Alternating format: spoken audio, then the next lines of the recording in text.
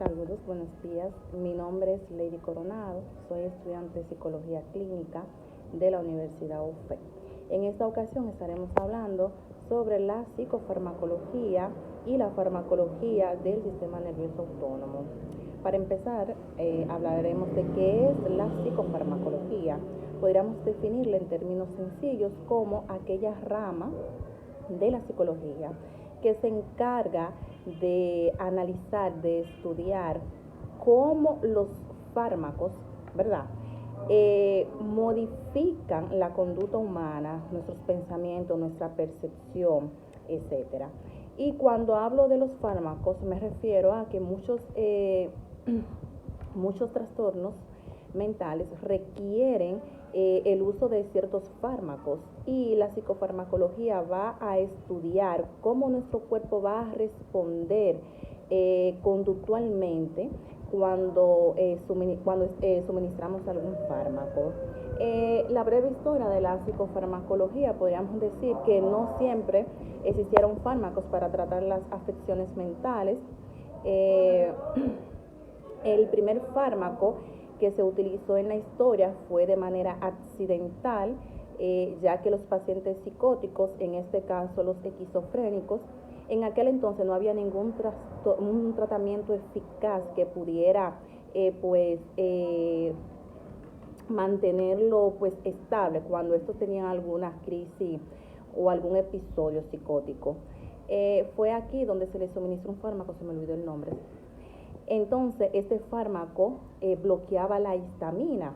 La histamina en el cuerpo provoca dolor, fiebre, gripe y un sinnúmero de afecciones. Entonces, con este fármaco lo que hacía era que se bloqueaba la histamina. Pero un médico francés descubrió que estos fármacos provocaban efectos sedantes en los pacientes psicóticos, que en este caso sabemos que para tratar diversas afecciones mentales, los fármacos, dependiendo de su clasificación, claro está, que hay fármacos que inhiben la actividad neuronal, es decir, la transmisión, la sinapsis en nuestro organismo. También hay otros que son excitatorios, que es todo lo contrario. Por ejemplo, una persona que tenga depresión, siempre y cuando no tenga ideas suicidas, los fármacos que se le suministran son excitatorios.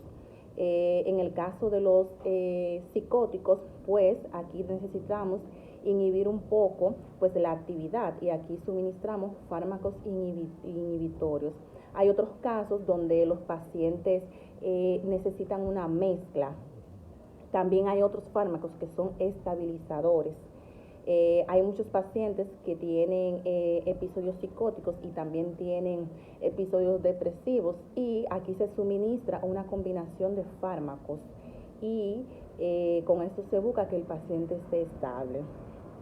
En cuanto para estudiar la farmacología a nivel psicológico, es importante saber qué es un fármaco, y es una sustancia química, ¿verdad? ¿Y qué hace el fármaco? Bueno, siempre hablamos de distribución. El fármaco, desde que entra a nuestro organismo, desde que nosotros consumimos un fármaco, y ese fármaco lo consumimos oralmente, ese fármaco viaja por diferentes tejidos de nuestro cuerpo, a diferentes áreas. Esto es lo que se le llama la distribución o movimiento del fármaco, donde aquí están el proceso de absorción, donde el fármaco va a ser absorbido, ¿verdad? La sustancia que necesitamos. Las principales vías de absorción son el corazón, los riñones, el hígado, el cerebro, etcétera. Es decir, que esos órganos es a la primera fase que va a llegar el fármaco. Ahí es donde llega primero. Claro está que el método de absorción va a depender mucho y va a variar dependiendo el tipo de persona, es decir, el tipo de organismo. También hablamos del metabolismo del fármaco. ¿Y a qué se refiere el metabolismo? Bueno, cuando el fármaco cualquiera entra a nuestro organismo, se supone que el fármaco va a reaccionar, va a crear una reacción en nosotros, pero nuestro cuerpo también reacciona hacia ese fármaco y nuestro cuerpo, ese proceso que nuestro cuerpo le hace al fármaco, aquí el fármaco se va a biotransformar en otra sustancia química. Entonces, eso es lo que le llaman metabolismo. Después que este fármaco es metabolizado, bueno, dentro del metabolismo también está la expulsión. ¿Y qué es la expulsión? Bueno, la expulsión se refiere a que después que el fármaco entró a nuestro organismo, este no se queda totalmente ahí. Recuérdense que el fármaco tiene el principio activo, que tiene los excipientes, también está como el fármaco está la textura del fármaco. Hay fármacos que vienen como, que le decimos como gomitas, sí, algo así. Se supone que nuestro cuerpo no se va a quedar con nada de eso. Y estos excipientes, estas mezclas que tienen el fármaco, lo que ayudan es que pueda ser metabolizado más rápido. Y nuestro cuerpo se queda con lo que necesita y lo que no necesita, pues entonces es expulsado. Este puede ser expulsado por la orina o por las heces fecales, que son las principales vías de expulsión. Un segundito, ay, que se me va la idea, son demasiadas informaciones. También es muy importante hablar de la farmacodinámica. La farmacodinámica se va a encargar de estudiar el fármaco, es decir, de cómo este actúa en nuestro organismo. Si ese fármaco efectivamente tiene los efectos terapéuticos que debe de tener. Entonces, este va a abarcar lo que es el lugar donde actúa este fármaco, en qué parte de nuestro cuerpo fue que actuó. Va también, vamos a hablar del mecanismo de acción del fármaco, estudia también el efecto terapéutico. También está la farmacocinética, que aquí es donde se estudia desde que el fármaco entra en nuestro organismo hasta que este es expulsado, que es semejante a lo que estuve hablando ahorita. Es decir, que este va a estudiar el camino del fármaco en todo nuestro organismo, absolutamente todo. Aquí vamos a hablar de la absorción, vamos a hablar de la distribución, hablaremos también del metabolismo y de la expulsión, vamos a decirlo así, del fármaco, que también es muy importante. Otra parte también muy importante en la psicología, en la psicofarmacología y farmacología, es hablar de la inocuidad y eficiencia de un fármaco. ¿Qué significa esto? Rápidamente podríamos detallar que se refiere a la seguridad que tiene un fármaco, es decir, que el fármaco es seguro para que lo podamos consumir. No se está refiriendo únicamente que el fármaco va a lograr hacer el efecto, y también se refiere a que es seguro, de que nosotros no vamos a intoxicarnos o que vamos a tener una reacción que nuestra vida pueda correr peligro. Cabe destacar que todos los fármacos tienen un sinnúmero de efectos secundarios a los cuales nosotros estamos expuestos. Entonces, el hecho de que un fármaco sea seguro no significa que no tenga efectos secundarios, sino que este fármaco, se trata de que el fármaco tenga los menos riesgos posibles, los menos efectos secundarios, porque en vez de ayudar a curar una enfermedad, está bien, la curará, pero entonces dañará otras áreas del cuerpo, entonces no estaríamos en nada. Entonces, a eso se refiere la inocuidad. Cabe destacar que hay muchas industrias que fabrican fármacos continuamente. El hecho de que para que un fármaco salga de un laboratorio se tiene que pasar un sinnúmero de investigaciones y procesos. Uno de ellos es que los fármacos deben de ser probados primero en animales.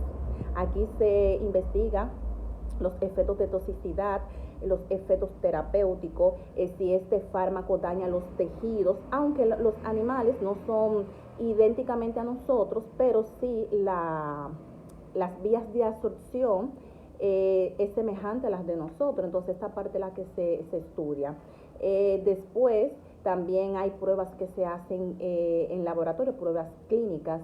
Y por último, ni menos importante, hay que hablar de la legislación. Se refiere a las leyes que amparan fabricar los fármacos. Es decir, hay un protocolo muy estricto para esto. Cuando ya usted ve una pastilla en el mercado es porque ha pasado un sinnúmero de procesos. Y dejo claro, no significa que nosotros no vayamos a tener efectos secundarios a tomar un fármaco, sino que van a ser lo menos posible.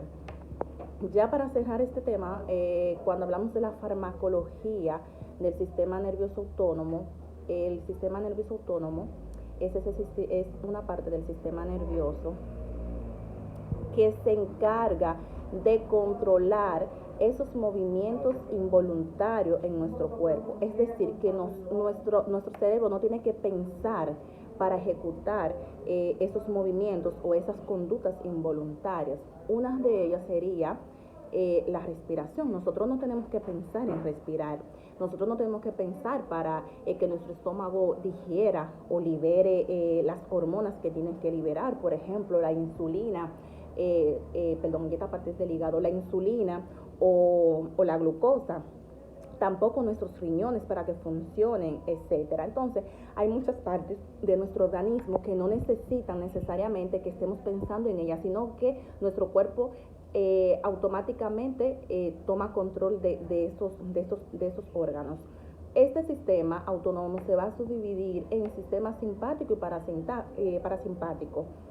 El sistema simpático es aquel que prepara nuestro organismo para el peligro, es decir, es como una alerta que ese sistema le manda a nuestro organismo donde le dice hay peligro. Entonces nuestro cuerpo se prepara, aunque usted no quiera, el cuerpo se va a preparar y empieza a hacer una carga extra de energía, se libera un sinnúmero de neurotransmisores, empieza a liberarse glucosa en el hígado. Y recuérdense que la glucosa es el combustible del organismo. Por eso ustedes cuando están asustados sienten maripositas. No es mariposita, es glucosa que se está liberando. También se contrae la respiración. Usted empieza a respirar más rápido, el ritmo cardíaco se acelera. Fíjense que usted siente que el corazón se le está saliendo. Recuérdense que el corazón está recibiendo más sangre, o sea, está palpitando más fuerte, necesita estar activo para cualquier situación. Entonces, ¿qué pasa? Que después que ya nuestro cuerpo esté en alerta, entra el parasimpático y hace todo lo contrario. Este se encarga de que nuestro cuerpo vuelva a funcionar de manera normal. Es decir, ya pasó el peligro, es como que le dice a nuestro cuerpo, ya pasó el peligro, es hora de que todo esté en la normalidad. Entonces la digestión vuelve de nuevo, la respiración empezamos a respirar de manera habitual, nuestro ritmo cardíaco vuelve a la normalidad y así sucesivamente. Entonces, ¿por qué se habla del sistema nervioso autónomo? Porque los principales vías de absorción hablamos que son el corazón, los riñones, el hígado, el cerebro y sucesivamente. Entonces, el sistema nervioso autónomo está compuesto por todos estos órganos. Entonces, la farmacología va a estudiar cómo estos fármacos afectan de manera directa al sistema nervioso. Entonces, por eso se habla de la farmacología, donde aquí se considera que el sistema nervioso simpático es adrenérgico y el sistema nervioso parasimpático coligérnico. Esos términos en realidad son muy confusos, pero bueno, hay mucha manera de estudiar el sistema nervioso autónomo. Tendríamos que hablar de los neurotransmisores que juegan un papel muy importante con los fármacos, porque los fármacos se encargan de activar o desactivar ciertos neurotransmisores. De hecho, hay fármacos que se utilizan para eso, para bloquear. Por ejemplo, hay fármacos utilizados para bloquear lo que es la dopamina, el flujo de dopamina, o la dopamina, que es la hormona, el neurotransmisor relacionado con el placer, con las conductas adictivas. En el caso de las adicciones a la droga, al alcohol, a cualquier tipo de adicción. O en el caso de la serotonina, que se considera pues la hormona de la felicidad. Esta está muy ligada a lo que es los estados depresivos. Entonces hay fármacos que van a actuar bloqueando eso. Entonces cuando nuestro cuerpo se encuentra con esa sustancia, nosotros respondemos a ella. Entonces la farmacología va a estudiar de qué manera respondemos conductualmente. No estamos hablando de reacciones clínicas, sino conductuales, cuando consumimos ese fármaco. Por eso es importante que nosotros como psicólogos sepamos un poquito de farmacología, de algunos fármacos, aunque nosotros no podamos indicar fármacos porque no estamos capacitados ni autorizados para hacerlo, pero sí tenemos que saber qué le hace ciertos fármacos a nuestro cuerpo. Es importante porque si un paciente nos llega y nos dice que está tomando clorazepam o cualquier otro fármaco, ese es un antipsicótico, pues entonces nosotros tenemos que saber cuáles son los efectos que causan en la persona, si se pone agresivo, si no se pone agresivo, si es que está durmiendo mucho, si no está durmiendo mucho. Siempre preguntamos, ¿el paciente está tomando algún medicamento? Y debemos de saber qué hace ese fármaco al organismo. Es todo de mi parte, muchas gracias.